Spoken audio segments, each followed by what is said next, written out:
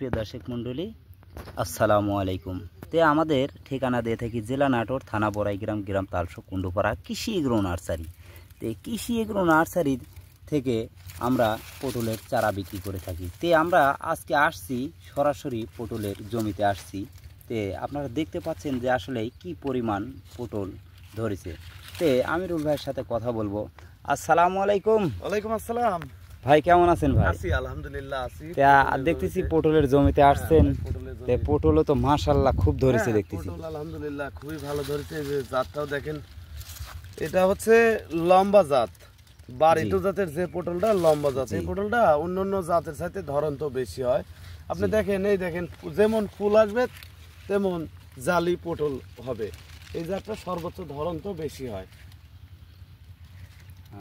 দেখেন সমস্ত জমি একাকার। এখন তো কার্তিক মাস, অন্য জাতের পটলই পাবেন। আর এই জাতের পটলটা সর্বোচ্চ ধরন তো বেশি হয়। আচ্ছা, এটা ভাই আপনারা যে পটলটা আপনি এটা কোনো পরাগান করতে না না না না পরাগান করতে হয় না, তবে পুরুষ গাছ লাগাতে হয় শতকরা 10%। এই যে এটা পুরুষ, এটা পুরুষ দেখা যাচ্ছে যে অরিজিনাল পুরুষ, শুধু ফুল হবে কিন্তু ফল হবে না। আপনার 10টা পরে একটা পুরুষ চারা রোপণ করতে হয়, কিন্তু এই বাড়িটো জাতের পরাগায়ন নেই। পরাগায়ন কোনো ফুল ছোঁয়াইতে হয় না? না না না কোনো ধরনের ফুল ছোঁয়াইতে হয় না।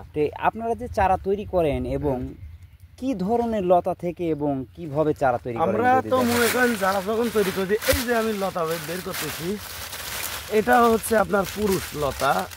মানে এটা ধার আছে, বোঝা যাচ্ছে এটা পুরুষ, কারণ এটা ফুল আমি উঠাইলাম কিছুক্ষণ আগে, দেখাইলাম যে এটা হচ্ছে পুরুষ।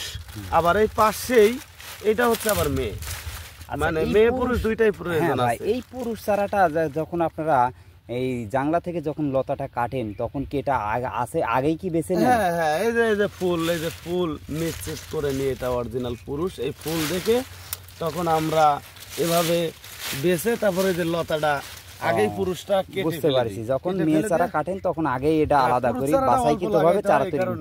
হ্যাঁ, মেয়ে পুরুষ এবং আলাদা আলাদা করে চারা তৈরি করেন। এই চারাগুলান লাগাইতে হয় এবং কি মাসে এবং কি মাস থেকে শুরু হয় যদি একটু বলতেন।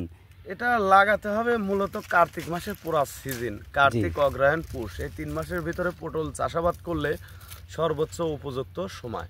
আচ্ছা, যখন আপনি রোপণ করবেন এটা কয় হাত কয় বা দেখা যাচ্ছে যে লাগাতে হয় লাইনে 2 হাত পর পরে, এক লাইন থেকে আরেক লাইন 5.5 হাত পর পর পটলের চারা রোপণ করতে হয়। আচ্ছা, তারপরে আরেকটা কথা যেটা আমি বলতে চাচ্ছি যে এই পটলের মাছাটা দেখা যাচ্ছে মানে কত দূর দূর মাছা করতে হয়? মাছাটা মূলত পটলে যে আমরা যে মাছা করেছি, দেখেন আমার ক্যামেরা যত দূরে যাচ্ছে, দেখেন খালি পটল আর পটলই করা, কিন্তু জি সম্পূর্ণ পটলই। মাছাটা 4 হাত করলে, এরকম মোছা করলে পটলটা ওঠায় খুব সুবিধা হয়। মানে হাত টান করে এপার থেকে অর্ধেক উঠাইতে পারবেন, ওপার থেকে অর্ধেক, ওপার থেকে আবার অর্ধেক। আর ঔষধ দেওয়া, স্প্রে করা, সব দিক দিয়েই সুবিধা এভাবে চাষাবাদ করলে। আপনারা এই লতা থেকে চারা তৈরি করেই তো আপনারা বিক্রি করেন? হ্যাঁ, এই লতা থেকে, এই পুরান লতা থেকে আমরা চারা অটোমেটিকলি করা করতেছি, বিক্রিও করা শুরু করে দিছি। সুপ্রিয় দর্শক মণ্ডলী, আপনারা জানলেন, শুনলেন এবং আমিরুল ভাইয়ের কাছ থেকে আমরা জানলাম যে আসলে কিভাবে চারা তৈরি করে, কিভাবে চারা রোপণ করে।